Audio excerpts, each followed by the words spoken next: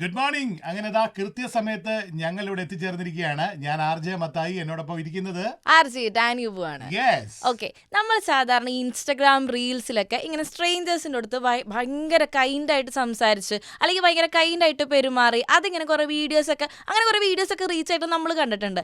നമ്മളൊന്ന് ശ്രദ്ധിച്ചു കഴിഞ്ഞാൽ നമ്മൾ നമ്മുടെ വീട്ടിൽ നമ്മുടെ അച്ഛൻ്റെയും അമ്മയുടെ ഒക്കെ അടുത്ത് നമ്മൾ എത്രത്തോളം കൈൻഡാണ് നമ്മൾ തന്നെ ഒന്ന് നോക്കിയിട്ടുണ്ടോ? നമ്മുടെ ശരിക്കുള്ള സ്വഭാവം ശരിക്കുള്ളത് നമ്മുടെ വീട്ടിൽ നിന്നാണ് നമുക്ക് മനസ്സിലാവുക. നമ്മുടെ അച്ഛനും അമ്മയോ അതല്ലെങ്കിൽ എന്തെങ്കിലും എടുത്തു തരാനോ അല്ലെങ്കിൽ എടാ അതൊന്നും ചെയ്തു തന്നെന്നൊക്കെ പറയുമ്പോഴത്തേനും നമ്മൾ അത് പിന്നെ ചെയ്തുതരാം, അമ്മയൊന്നും മിണ്ടാതിരിക്കോ, ഇങ്ങനെയൊക്കെ പറയുമ്പോഴത്തേനും നമ്മൾ ശരിക്കും കൈൻഡായി പഠിച്ചു തുടങ്ങേണ്ടത് നമ്മുടെ വീട്ടിൽ നിന്നാണ്. പിന്നെ അതുപോലെ തന്നെ നമ്മൾ കൈൻഡായിട്ടിരിക്കേണ്ടത് നമ്മളോട് തന്നെയാണ്. ഇപ്പം ഞാൻ പറയുകയാണെങ്കിൽ ഒരു 6 ദിവസം നിർത്താതെ നമ്മൾ ഭയങ്കര ഹാർഡ് വർക്ക് ചെയ്യുന്ന ഒരാളാണെങ്കിൽ ഒരു 7ാമത്തെ ദിവസമൊക്കെ ആകുമ്പോൾ നമുക്ക് നമ്മളെ തന്നെ എൻ്റർടൈൻമെൻറ്റിന് വേണ്ടി ഇപ്പോൾ ഒരു സിനിമയ്ക്ക് പോവോ അല്ലെങ്കിൽ എന്തെങ്കിലും ഇഷ്ടപ്പെട്ട എന്തെങ്കിലും കഴിക്കാനോ അല്ലെങ്കിൽ ഇഷ്ടപ്പെട്ട എന്തെങ്കിലും വേണ്ടിയിട്ട് ഒരു സമയം മാറ്റാനായിട്ട് നമ്മളെപ്പോഴും നോക്കണം.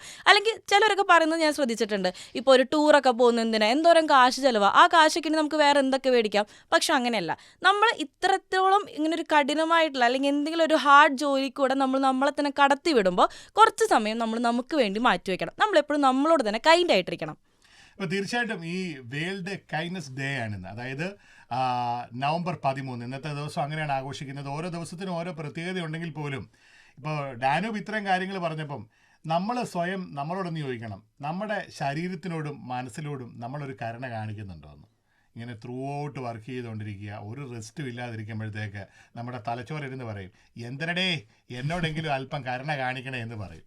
പിന്നെ നമ്മളിപ്പം പറഞ്ഞു പോയപ്പോൾ ഒരുപാട് പേരുടെ കാര്യങ്ങൾ പറഞ്ഞെങ്കിലും കരുണ ഉണ്ടാവണം നമുക്ക്. ആരോടൊക്കെയാണ്? സഹജീവികളോട് മാത്രം മതിയോ? അല്ല, ഈ പ്രകൃതിയോടുണ്ടാകണം. ഈ പ്രകൃതിയിൽ ദൈവം സൃഷ്ടിച്ച മനുഷ്യരോടുണ്ടാകണം, മൃഗങ്ങളോടുണ്ടാകണം. ഇതൊക്കെ കരുണ കാണിക്കുന്നതിൻ്റെ ഭാഗമാണ്.